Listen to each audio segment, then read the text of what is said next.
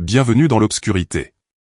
Il existe des endroits dans ce monde où la frontière entre la vie et la mort n'est pas une ligne, mais un voile léger qui se déchire au vent de la nuit. Les cimetières ne sont pas de simples dépôts d'ossements, ce sont des archives d'âmes qui refusent d'être oubliées. Ce soir, je vous apporte 10 récits qui défient la logique, 10 chroniques d'horreur réelles survenues entre les tombes et les cryptes. Si vous tenez à votre tranquillité, éteignez la lumière, trouvez un coin sûr et préparez-vous à écouter ce que les morts ont à dire. Mais avant de franchir le seuil, rappelez-vous, le silence est la langue des cimetières, et quand ce silence se brise, c'est que quelque chose de terrible est sur le point d'arriver. Histoire 1. Le chœur invisible qui chantait dans les cryptes de Salamanque. Au cœur de la vieille Salamanque, là où les pierres de Villameillor semblent saigner de l'or sous le soleil couchant, se trouve un cimetière qui garde des secrets plus vieux que l'université elle-même. L'histoire du « chœur invisible » commença par une nuit de brouillard épais, de ceux qui enveloppent les tours des cathédrales et transforment les rues en labyrinthes de cauchemars. Julian, un gardien vétéran qui protégeait le repos des défunts depuis plus de 30 ans, fut le premier à l'entendre. Ce n'était pas un son ordinaire. Au début, Julian pensa que c'était le vent sifflant entre les fissures des vieux panthéons, mais en s'approchant des cryptes familiales du XIXe siècle, le son devint net. C'étaient des voix masculines, profondes et vibrantes, entonnant un chant grégorien qui n'appartenait à aucune liturgie connue. Le latin était archaïque, presque méconnaissable, et l'harmonie était si parfaite qu'elle en devenait surnaturelle. Julian, sa lampe de poche tremblante à la main, éclaira l'entrée de la crypte des marquis de Val-de-Honra. La porte en fer forgé était scellée par un cadenas rouillé qui n'avait pas été ouvert depuis des décennies. Pourtant, le chant venait de l'intérieur. Alors qu'il descendait les marches de pierre vers le sous-sol des niches, l'air devint glacial, un froid qui n'était pas climatique, mais spirituel. Le chœur invisible ne s'arrêta pas, au contraire, il gagna en intensité. Julian sentait la vibration dans sa poitrine. Le plus terrifiant n'était pas la musique, mais le fait qu'il n'y avait personne. Les niches étaient scellées, les dalles de marbre couvertes de poussière et de toiles d'araignée. Le gardien s'arrêta devant un mur de pierre tombale sans nom, où les os de moines oubliés reposaient depuis des siècles. Là, la musique atteignit un paroxysme assourdissant. Les voix semblaient jaillir directement de la pierre. Julian raconta plus tard que, pendant un instant, les ombres sur le mur semblèrent prendre vie, bougeant au rythme de la psalmodie. C'étaient des figures encapuchonnées qui se fondaient dans l'obscurité de la crypte.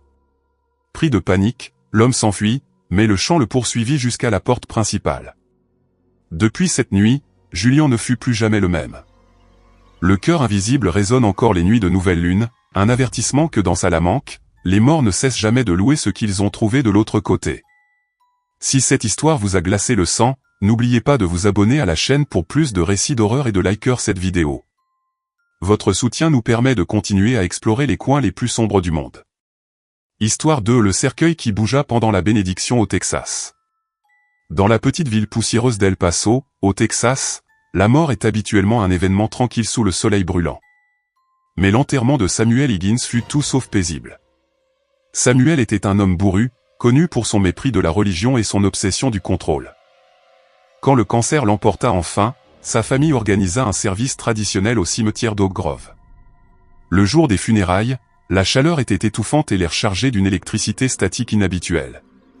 Le révérend Miller commença à réciter les prières d'adieu devant le cercueil en acajou massif qui reposait sur les sangles, juste au-dessus de la fosse ouverte. La famille, vêtue d'un noir rigoureux, pleurait en silence. Cependant, quand le révérend arriva au moment de la bénédiction finale et prononça les mots « Tu es poussière et tu retourneras à la poussière », le cercueil fit quelque chose d'impossible, il vibra. Ce fut un mouvement brusque, un frisson qui secoua toute la structure métallique qui le soutenait. L'assistance resta paralysée. Au début, certains pensèrent à un léger tremblement de terre. Mais la vibration ne venait pas du sol, elle venait de l'intérieur du cercueil. Le révérend Miller, la voix entrecoupée, continua la prière en tentant de garder son calme. Au moment où ses doigts touchèrent le bois pour faire le signe de croix, le cercueil fit un bond. Ce n'était pas un simple tremblement, c'était un coup violent, comme si Samuel Higgins frappait le couvercle de l'intérieur avec une force surhumaine. La panique s'empara des présents. La veuve de Samuel hurla et s'évanouit, tandis que les fossoyeurs reculaient, terrifiés. Le cercueil continua de bouger en rythme, glissant dangereusement vers le bord de la fosse. Un bruit sourd de griffures commença à filtrer à travers le bois scellé. « Il est vivant !» cria quelqu'un, Mais le légiste avait certifié son décès 3 jours plus tôt, et le corps avait été embaumé. Quand le cercueil se stabilisa enfin après un dernier coup sec qui fendit le bois du couvercle, le silence qui suivit fut plus terrifiant que le bruit. Personne n'osa ouvrir la boîte. Ils descendirent Samuel Higgins en terre le plus vite possible, et alors qu'ils recouvraient le cercueil de pelletés de terre. Beaucoup jurèrent avoir entendu un murmure monter des profondeurs, « Je n'ai pas encore fini ». L'horreur surgit là où on l'attend le moins. Si vous voulez découvrir plus de cas réels d'activité paranormale, abonnez-vous maintenant et laissez un like pour vaincre l'obscurité. Histoire 3 : la pierre tombale qui reflétait des visages étrangers à Gérone. Gérone est une ville de légendes et de mystères médiévaux, et son cimetière municipal ne fait pas exception. Entre les cyprès et les statues d'anges pleureurs, il existe une pierre tombale que les habitants évitent à tout prix. Il s'agit d'un bloc de granit noir poli, si lisse qu'il fonctionne comme un miroir parfait. Elle appartient à une jeune femme morte dans des circonstances étranges au début du XXe siècle, mais ce qui la rend spéciale n'est pas son histoire, mais son reflet. Elena, une étudiante en anthropologie qui menait une étude sur l'art funéraire, décida de visiter la tombe par une après-midi d'automne. Elle avait entendu les rumeurs disant que la pierre était maudite, mais en femme de science, elle ne croyait pas aux superstitions. En s'approchant de la tombe, Elena se regarda dans la surface polie du granit pour ajuster son appareil photo. Au début, elle vit son propre reflet, son visage jeune, son écharpe rouge et le ciel gris en arrière-plan. Mais quand elle cligna des yeux, tout changea. Derrière son reflet, dans le granit, d'autres visages commencèrent à apparaître. Ils n'étaient pas dans le vrai cimetière, ils n'existaient qu'à l'intérieur de la pierre. C'étaient des visages déformés par la douleur, des hommes et des femmes aux orbites vides et aux bouches ouvertes dans des cris silencieux. Elena se retourna brusquement, pensant que quelqu'un se tenait derrière elle, mais le cimetière était désert. En regardant à nouveau la pierre, les visages étaient plus proches, entourant sa propre image. Une main pâle et squelettique sembla se poser sur l'épaule de son reflet depuis l'intérieur du granit. Le froid qui émanait de la pierre était si intense que la laine d'Elena se transforma en vapeur. Les visages sur la pierre changèrent rapidement, montrant les traits de personnes qu'elle connaissait, mais en version morte et décomposée. Elle vit sa mère, son frère et, finalement, son propre visage, mais pas celui de l'instant présent, celui d'un cadavre resté des semaines sous terre. Terrifiée, Elena lâcha son appareil et s'enfuit. Quand l'appareil fut retrouvé des jours plus tard par un jardinier, les photos qu'il contenait ne montraient pas le cimetière, mais une noirceur absolue remplie d'yeux humains fixant l'objectif. La pierre tombale de Gérone est toujours là, attendant que quelqu'un d'autre ose y chercher son reflet. Oseriez-vous vous regarder dans cette pierre? Dites-le nous dans les commentaires. Abonnez-vous pour ne manquer aucune histoire et likez si vous avez aimé ce récit. Histoire 4: le prêtre qui confessa quelqu'un à l'intérieur d'une tombe à Veracruz. Dans les terres chaudes et mystiques de Veracruz, au Mexique, la frontière entre la foi et l'effroi est très mince. Le père Anselmo était un homme de Dieu respecté pour son courage, mais par une nuit d'octobre 1984, sa foi fut mise à l'épreuve de la manière la plus macabre. Il avait été appelé au cimetière de la ville pour une bénédiction d'urgence dans une zone où l'on disait que l'on pratiquait la sorcellerie. Alors qu'il marchait entre les tombes avec son étole et son eau bénite, le père Anselmo entendit un sanglot. C'était une voix faible, une supplique qui semblait venir de nulle part. Il suivit le son jusqu'à un panthéon familial en marbre blanc, ancien et usé par le sel marin. Là, près d'une tombe dont la dalle était légèrement déplacée, les pleurs devinrent des mots: « Père, confessez-moi, je vous en prie. Je ne peux pas me reposer. » Anselmo, pensant que quelqu'un était resté coincé, s'agenouilla près de la tombe. « Mon fils, où es-tu » demanda-t-il. « Ici, en bas, mon père, sous le marbre » répondit la voix, qui semblait maintenant chargée de terre. Le prêtre sentit un frisson lui parcourir l'échine, mais son devoir était plus grand que sa peur. Il s'approcha de la fente de la tombe et commença le rite de la confession. Depuis l'obscurité du sépulcre, la voix énuméra des péchés atroces, trahison, meurtre caché et pacte avec des entités maléfiques. Chaque mot était accompagné d'une odeur de pourriture s'échappant de la tombe. Le père Anselmo, les mains tremblantes, donna l'absolution.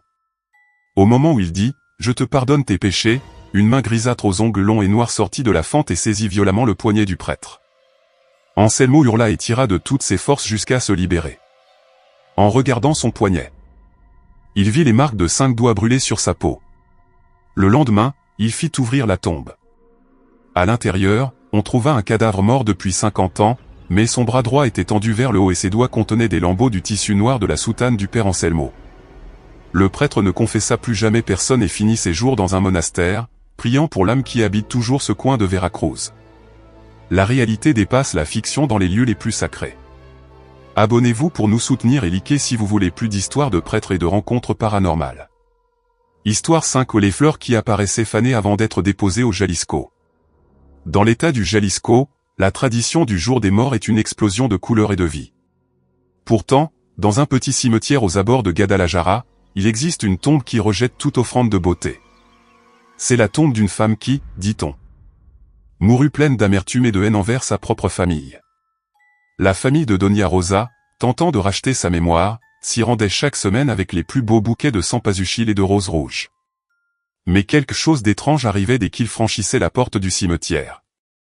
Maria, la petite fille de Rosa, se souvenait comment les fleurs, achetées fraîches au marché, commençaient à noircir dès qu'elle s'approchait de la section où reposait sa grand-mère. Ce n'était pas un flétrissement progressif. C'était un processus accéléré et violent. À mesure qu'il marchait, les pétales des roses commençaient à se recroqueviller et à devenir noirs, comme si un feu invisible les consumait. Arrivé devant la pierre de Doña Rosa, ce qu'il tenait n'était plus des fleurs, mais des tiges sèches et cassantes qui tombaient en poussière au moindre contact. Un jour, ils décidèrent d'apporter des fleurs en plastique, pensant tromper l'énergie du lieu. Mais le résultat fut encore plus perturbant. En posant le bouquet sur le marbre, le plastique commença à fondre, dégageant une fumée noire à l'odeur de soufre, formant une tache visqueuse rappelant le sang séché. Maria jura avoir entendu à ce moment-là un rire sec et rauque venant de sous la terre. La tombe de Doña Rosa reste aujourd'hui désolée, même l'herbe n'y pousse pas. La haine de cette femme était si grande que, même dans la mort, elle préfère la laideur du néant à la beauté d'un souvenir. Histoire si l'homme qui marchait pieds nus sur les tombes dans un cimetière de l'Utah. Dans le cimetière de Salt Lake City, en Utah, les hivers sont cruels et la neige recouvre les tombes d'un manteau blanc et lourd. C'est à cette époque que les gardiens de nuit signalent une présence qui défie les lois de la physique. On l'appelle le marcheur de cristal. Il s'agit de la silhouette d'un homme grand, vêtu de haillons déchirés, qui erre dans le cimetière lors des nuits les plus froides. Ce qui le rend terrifiant, c'est sa façon de marcher, il le fait pieds nus sur la neige et, pire encore, sur les pierres tombales et les croix de bois elles-mêmes. David, un agent de sécurité qui y a travaillé pendant 2 ans, a fait une rencontre de près avec lui. Une nuit, lors de sa ronde, David a vu un homme marcher sur les niches de la section ancienne. Pensant à un vandale, il lui a crié de descendre immédiatement. L'homme n'a pas répondu.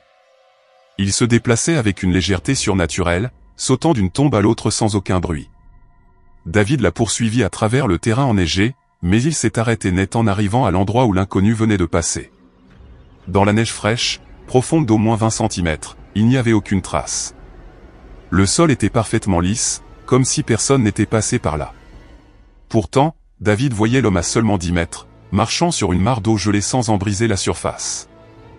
Quand le marcheur s'est enfin arrêté et a tourné la tête, David a vu qu'il n'avait pas de visage. À la place, il y avait une surface lisse et pâle qui reflétait la lumière de la lune. L'être a fait un pas vers le bas, s'enfonçant dans la terre d'une tombe fraîchement creusée comme si c'était de l'eau, disparaissant complètement. David a démissionné le lendemain. Il sait qu'en Utah, certaines âmes ne marchent pas sur la terre, mais flottent au-dessus de nos misères. Les apparitions dans la neige sont les plus inquiétantes. Abonnez-vous à la chaîne pour plus de mystères non résolus et laissez un like sur la vidéo. Histoire 7 la niche qui frappait de l'intérieur pendant la nuit à Léon, Espagne. Léon est une ville chargée d'histoire, et son cimetière de San Froilán est un lieu où le passé refuse de se reposer. Dans la zone des niches les plus récentes, il fut un temps où les fossoyeurs refusaient de faire le tour de nuit. Le motif était la niche numéro 442. Tout a commencé une semaine après l'enterrement d'un jeune homme mort dans un accident de la route. Les coups ont commencé à 3 heures du matin. C'était des coups lents, rythmiques, délibérés. Toc, toc, toc. Un son de phalange frappant le granit scellé. Le premier garde qui l'a entendu a pensé que quelqu'un était resté enfermé et demandait de l'aide. Mais en s'approchant de la niche 442, il a réalisé que le son venait de l'intérieur. Les coups n'étaient pas désespérés, comme ceux de quelqu'un cherchant de l'oxygène. Ils étaient calculés, comme s'ils communiquaient un code ancien. Le garde a approché l'oreille de la pierre et a entendu un grattement métallique, comme si les ongles du défunt tentaient de traverser le béton. Soudain, les coups ont cessé et une voix enfantine, qui ne correspondait pas à l'homme enterré là, a chuchoté à travers les fissures, « Laisse-moi entrer, il fait froid dehors ».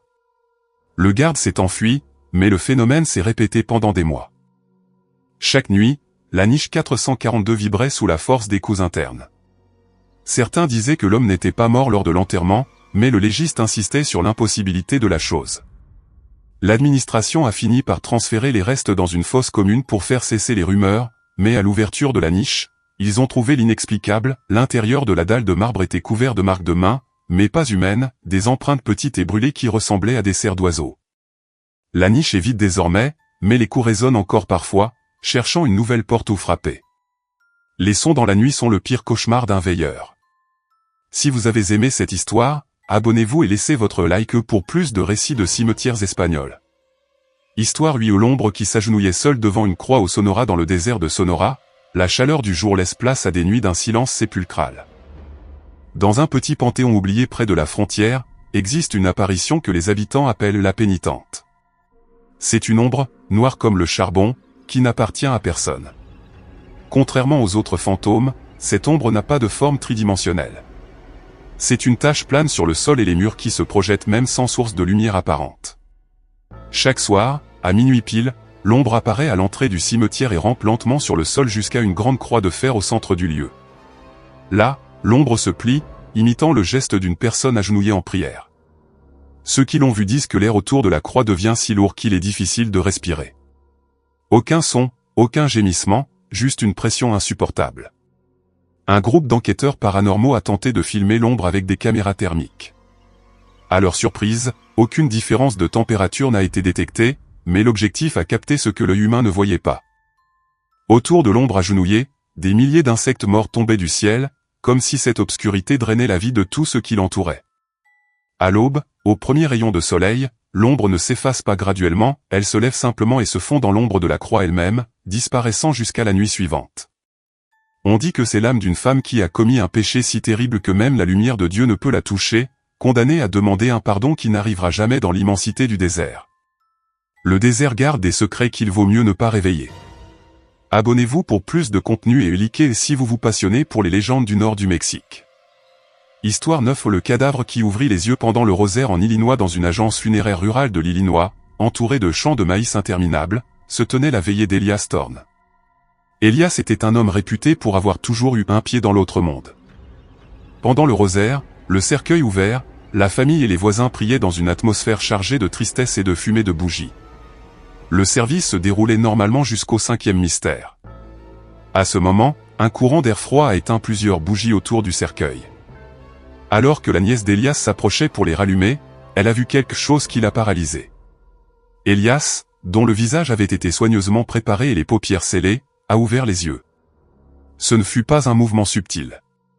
Les paupières se sont rétractées complètement, révélant des yeux jaunâtres et vitreux qui ne fixaient pas le plafond, mais bougeaient frénétiquement de gauche à droite, comme s'ils suivaient quelque chose d'invisible volant dans la pièce. Le silence devint absolu. Elias a cligné des yeux une fois, d'un mouvement lent et lourd, puis son regard s'est fixé directement sur sa veuve. La femme est tombée à genoux, hurlant qu'Elias essayait de lui parler. Juste au moment où la dernière prière s'achevait, les yeux d'Elias se sont refermés d'un coup sec, et un long soupir, le dernier gaz piégé dans ses poumons, s'est échappé de ses lèvres en formant un mot que tous ont entendu clairement, « Fuyez ». Après l'enterrement, l'agence fut fermée définitivement, car les employés affirmaient que, bien que le corps ne soit plus là, le reflet de ses yeux jaunes apparaissait dans chaque miroir de la maison. Parfois, les morts ont un dernier message pour nous. Abonnez-vous pour plus d'histoires terrifiantes et laissez un like si ce récit vous a impressionné. Histoire dit la tombe qui était toujours fraîchement arrosée à Oaxaca dans les vallées centrales d'Oaxaca, le cimetière de San Bartolo est connu pour ses tombes anciennes en pierre calcaire. Au milieu d'un secteur où la terre est sèche et craquelée par le soleil implacable, il y a une tombe qui défie le climat. Elle appartient à un enfant mort il y a plus d'un siècle. Et même sans pluie pendant des mois, la terre sur sa sépulture est toujours humide, noire et fraîche. Les habitants racontent que la tombe est vivante. Si vous plantez un doigt dans la terre, vous remarquerez qu'elle est tiède, presque à la température d'un corps humain. Le jardinier, qui connaît chaque recoin du lieu, affirme qu'il n'arrose jamais cette tombe. Pourtant, chaque matin, il trouve de petites empreintes de pieds nus et mouillés qui sortent de la tombe, se dirigent vers la fontaine, puis reviennent et disparaissent dans le marbre. Une nuit, des jeunes ont décidé de camper à proximité pour découvrir le responsable. À minuit, ils ont vu une brume épaisse jaillir du sol humide. De la brume a surgi la silhouette d'un petit garçon portant une cruche en terre cuite. L'enfant a marché vers la fontaine, a rempli sa cruche et, au lieu de boire, a versé l'eau sur sa propre tombe en chuchotant « pour que mon âme ne brûle pas ». Les jeunes ont fui, terrifiés. En voyant que l'eau versée se transformait en vapeur bouillante dès qu'elle touchait le sol. Le lendemain, la tombe était plus humide que jamais, et sur la dalle étaient apparues des fleurs sauvages qui ne poussent pas dans la région. On dit que l'enfant est mort dans un incendie et que, depuis, son esprit cherche désespérément la fraîcheur de l'eau pour calmer une douleur que le temps n'a pu effacer. Oaxaca est une terre de magie, mais aussi de peine qui refuse de s'assécher. L'humidité de la mort peut être éternelle. Si vous êtes arrivé jusqu'ici, merci de nous avoir accompagnés dans ce voyage à travers les cimetières du monde. N'oubliez pas de vous abonner pour notre prochaine vidéo et laisser un grand like si vous osez continuer à explorer l'obscurité avec nous. À la prochaine histoire.